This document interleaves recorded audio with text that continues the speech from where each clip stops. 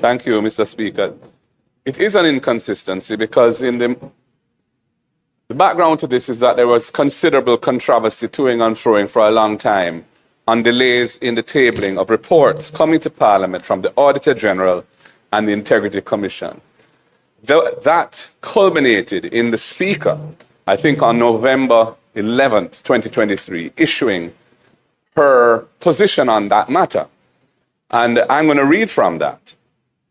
And I quote, reports of the Director of Investigation submitted under Section 54, subsection 4, and that's of the Integrity Commission Act, will be tabled as soon as possible after receipt by the Parliament, having regard to the serious nature of the matters that are contained therein. It will be requiring the immediate and direct attention of the House. After it is tabled, it will then be submitted to the Integrity Commission Oversight Committee for their consideration and report. And I add in parentheses, at that point, it would be a public document that the media, the whole of Jamaica, and all parliamentarians would have had the benefit of being able to see. I continue.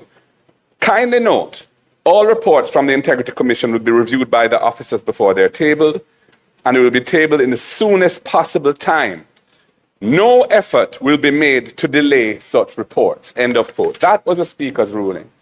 This report concerning the Firearms Licensing Authority, a public body that has most serious statutory functions, came to this House on March 30, 2026. The cover letter from the Integrity Commission said that the report contains serious matters concerning governance, maladministration, corruption, etc. We are now in mid-May, and that report has not been tabled today. Reports that came to Parliament on Thursday last week, 4 of them, about relatively junior public servants who didn't comply with their statutory declaration filing deadlines. Those have been tabled today. But a more serious report has not been. Parliament allegedly says because the FLA brought proceedings in court, that is relevant to this decision. But in the Ian Hales matter, the court definitively said that the tabling of reports or any other document in Parliament is a matter which is immune from any kind of jurisdiction of the courts. And there's no court order, and there could not properly be any court order affecting the tabling of this report. So this is a more serious matter. We are sure that that report contains very serious matters that the public, the opposition, the media has a right to see and wants to see. And yet we see it being suppressed by the delay in tabling it. And that is untenable. The whole purpose and objective of the Integrity Commission Act is thwarted and undermined if the work of the Integrity Commission, its investigative work culminating in its reports, are sent to Parliament and are not tabled on a timely basis. This is affecting the democracy of the country, the governance of the country, and the public have a right to see it. And we demand that it be tabled today. Mr. Speaker, the opposition's characterizations are most unfortunate for somebody who holds his office. There is absolutely no suppression. There is absolutely no undermining. And there's absolutely no infringement on our democracy. And I will indicate why quite clearly. As the opposition leader indicated, the Speaker has said that the report, any report, will be tabled at the earliest possible time after a review is done.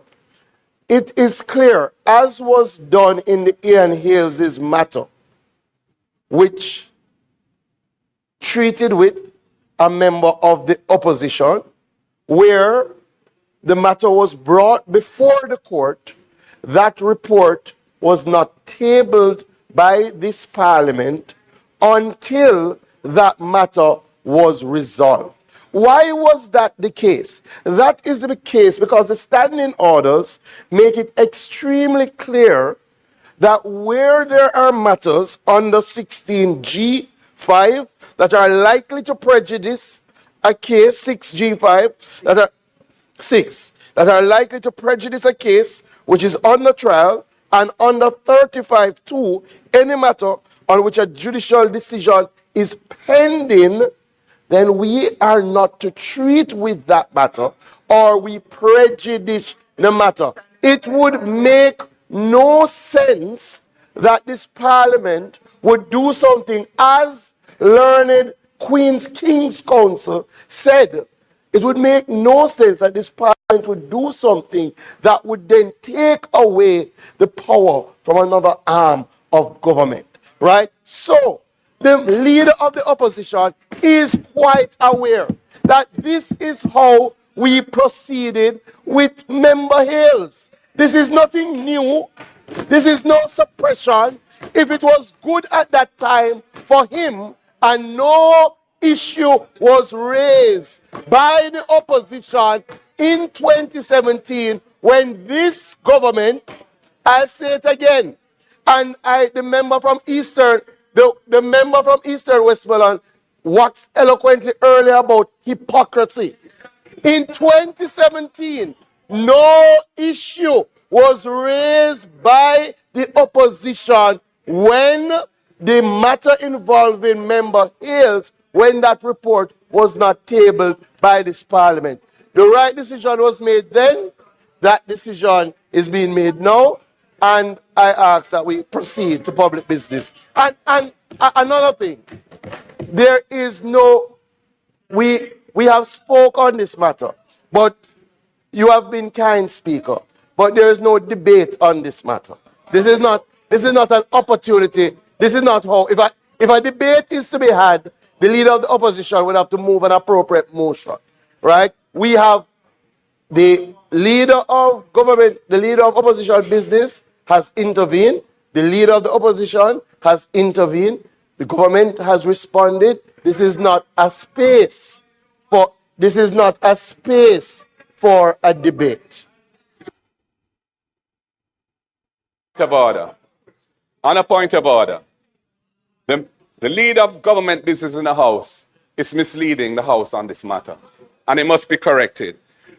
The question of Ian Hale's case is very relevant. The final ruling, the only substantive ruling in that case, was a reasoned and written judgment. And the court ruled that the Speaker of the House and the President of the Senate would have been acting intra vires, in other words, within their powers, by tabling the report submitted by the OCG, as it then was. Their actions would be categorized as Parliament conducting their internal affairs, and as such, their actions would be immune to the jurisdiction of the court. I find that the Speaker of the House and the President of the Senate were improperly joined to the application for leave as interested parties. It is abundantly clear that a public body like the FLA should not be able to throw a cloak of secrecy Member, my point of order. You rose on a point of order, but you're making a presentation. Yeah, I'm completing my point of order. Member. I'm completing my point of order. No member that cannot be allowed. I'm completing my point No of order. member that cannot be allowed. You're making a presentation. You would have raised your point of order to the point. No, you're making a presentation. So we're not going to allow that. I'm responding to the point of order. I'm responding to the point of order. I am responding to the point of order.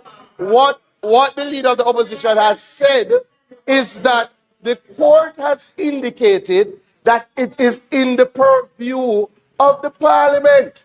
That is what the court has indicated. The court has not said that you must table. The court has said that the parliament has the right to decide. And I'm saying the parliament decided that where the matter is before the court, as per the standing orders, if you were to prejudice that matter, then we will leave it alone. It's as simple as that.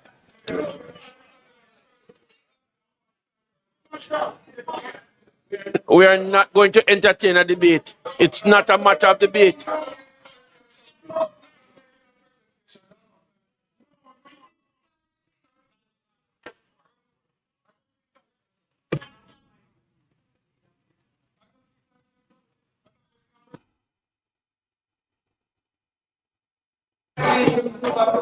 I don't wish to do that because it is going to open the floodgate for others to ask questions. No, I am not convinced, member. Member, I am not convinced. At this time, I am not convinced. I am not convinced. I am not convinced, member.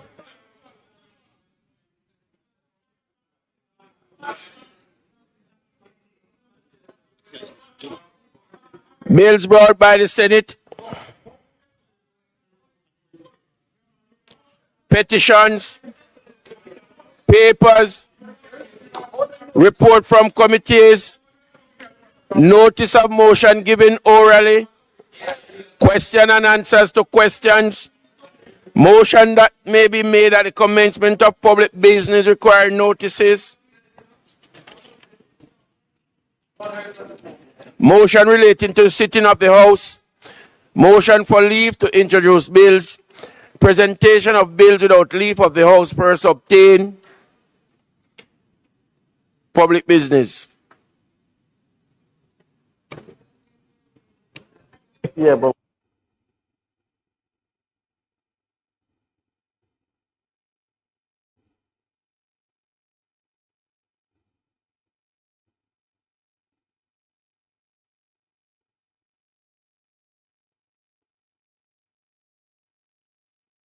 thank you, Mr. Speaker. As we